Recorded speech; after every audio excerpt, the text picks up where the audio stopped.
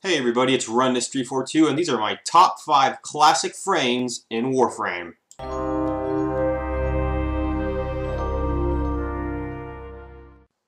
Number 5. At number 5, we have Nyx, the Psychic. She was really big back then in open beta, and also during when the game released, but as a classic Warframe, I chose her simply because I used Mind Control and Chaos like crazy. It was really big, and she has to come in the top 5 because I do remember playing her quite a bit. I used her Mind Control to control sometimes just the boss, to be honest, and when it was actually available. But then they patched that. But it was a lot of fun. Chaos really brought a lot of control in the field, especially when we had to use like mostly defense missions, or if it's like infested versus infested, it would have been pretty awesome. And I also used her ability Absorb, which is her 4th ability, mostly if we have a fallen ally and we need one of my teammates to revive them so they don't get damaged, or if we're in big trouble and the pod's getting attacked in a defense mission, whether it be mobile or regular. But she was pretty big, and she comes in number 5 in my list. Number 4. Alright, at number 4, we have Sarin the Toxic. Moves I used the most for this frame was Molt and Miasma. Molt I usually just use to distract the enemy or to escape. I also used it to kill enemies so they won't attack me. It was pretty good, especially if you're soloing. Molt was the thing to use, definitely on Sarin. And Miasma, this move, the 4th ability, which is her ultimate, was spammed the crap out of. I definitely use that all the time. My friends used it a lot, and it was pretty much the one-hit KO move. This would practically kill any enemy near you. It was insane, the damage. And they just died. If they still survived, like barely any health, use it again. It was a lot, very, very much used back then. Unlike today, where now your other abilities actually have a better use, such as the move now called Spores and Contagion. Spores was barely used back then because you could just use Miasma instead of Spore to kill an enemy a lot faster. And Contagion, I haven't seen many people ever use that back then. Maybe because I haven't seen many Sarin players back then, but I usually just played friends. And when I used her, I used Contagion once, and I barely melee. Back then, you didn't have Melee 2.0, so you had no combos or any channeling. It was just regular slash. So you would rather use your weapon than melee back then. So Contagion was kind of useless back then. But she was a ton of fun. I do have lots of memories using her, and that's why she's in my number 4 list. Number 3. At number 3, we have Banshee, the Silent. She was an excellent frame for solo missions back then. Now we have, what is it called? The new Archer frame, Ivara. But back then it was all about Banshee. I remember when she came out and she had the little combo pack available. You could buy her with the Paris bow. And when I saw that, it kind of forced me, well, not forced me, it really intimidated me, and I really wanted to try it. So I bought the blueprints for the Paris and the glaive, and also the kunais, but that was a big pack of hers. I don't think they still have it nowadays, but it was a lot of fun. And it was really cool soloing things, especially when you can use moves like Silence, which I love now, to just kill everything. I believe I even fought the Stalker with her, so it was kind of scary. But all of her abilities, I used them mostly, and this frame was great for silent kill bonuses. Silence was the one that I used mostly. It got me around to kill stuff in solo. I killed many things. Got the bonus points for killing it silently, the silent kill. It was really nice. Sonar was a huge deal back then because it not only was a radar, but it also detected their weak spots. And this was huge when we were fighting, I believe, the Jackal, because that thing was such a pain in the butt to kill back then. And that's how we all got Rhino.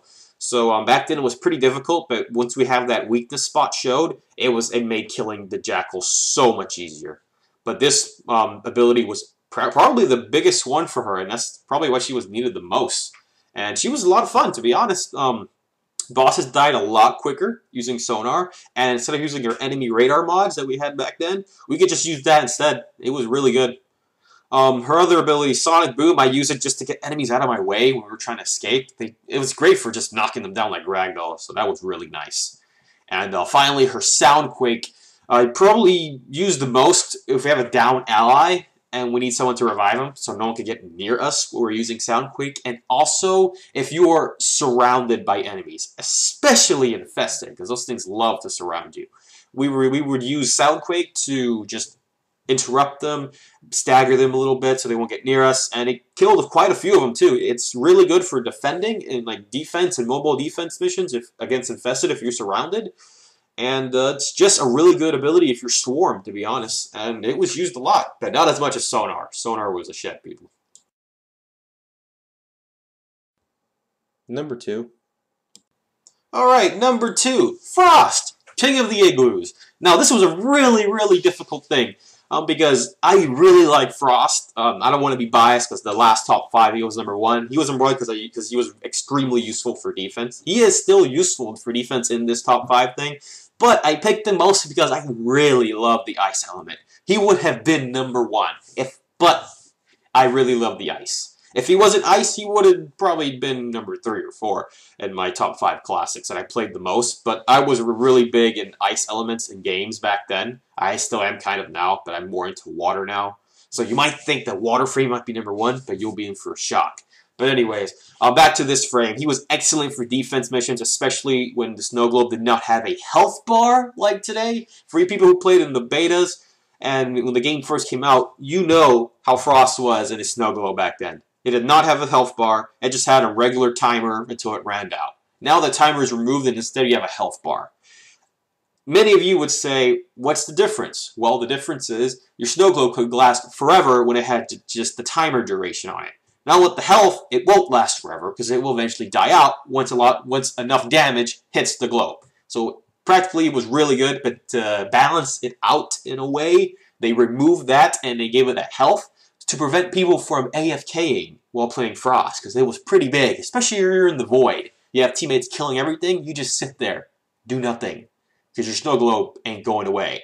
But anyways, that was big. Freeze was perfect on bosses to temporarily stun them, so we could just do more DPS and try to kill it as fast as possible. Ice Wave was one of my favorite moves for Frost because you just left a huge zone of ice right in front of you, just killing enemies instantly. Not many people survive that. And Avalanche, well, it was the bigger killer. Pretty much, if you were pissed, you were very mad at an enemy, or you just died and you got revived, you would use this move because it would kill everything. Nothing would survive. And those that do survive would be frozen. That's how it was back then. Well, it was for me. If it was high-level missions, probably they would just stay frozen like they do today. But back then, when we were just unlocking every piece of the map in the star chart, yeah, we would use this if we were pissed. Number 1. At number 1, we have Ember, the Arsonist. Surprise, surprise! The exact opposite of the Warframe, right? Well, she was really big for me back then. I had the most hype for this class when I started playing the game. You can't even tell my friends. It was incredible. I really loved this frame. The fire element was actually not really my favorite element. I would say it's my 3rd favorite element, but she was huge. I really wanted her so bad because of her abilities. Fireball would knock an enemy down when you hit them. It was really cool. Fire Blast was the move I spammed the most. I'm not sure if it was back then it was the 4th ability, or if World of Fire was the 4th ability still.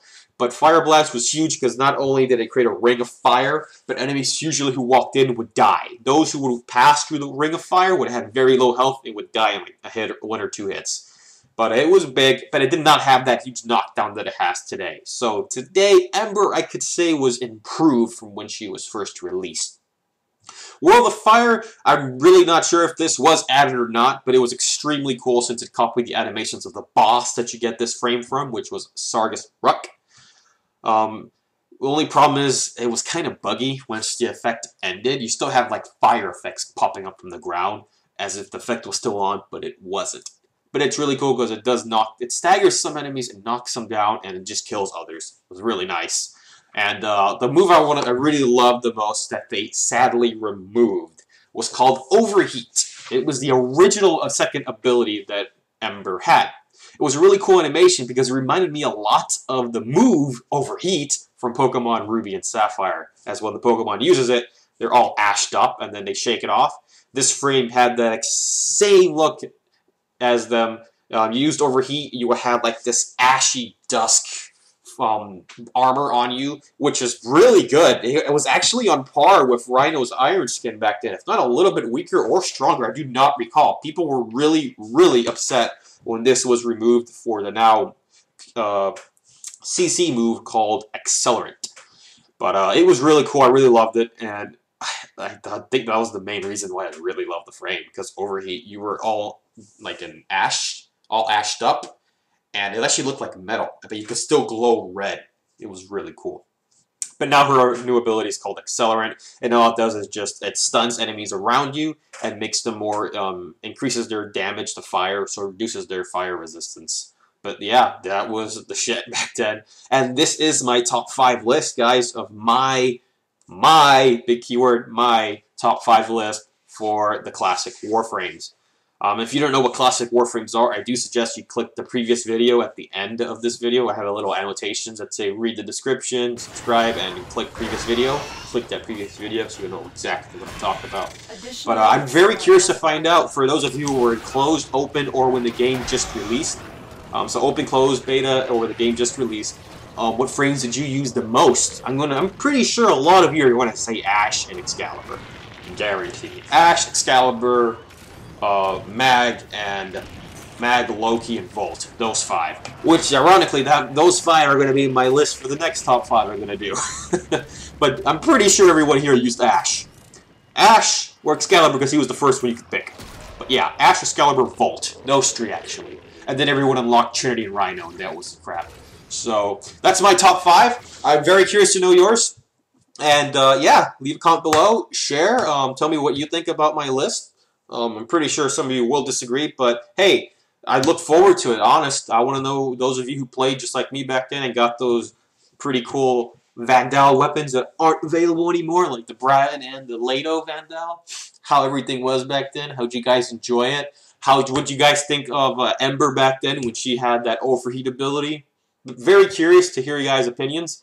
But I'm running this 342, and I'll catch you guys in the next video. Take care.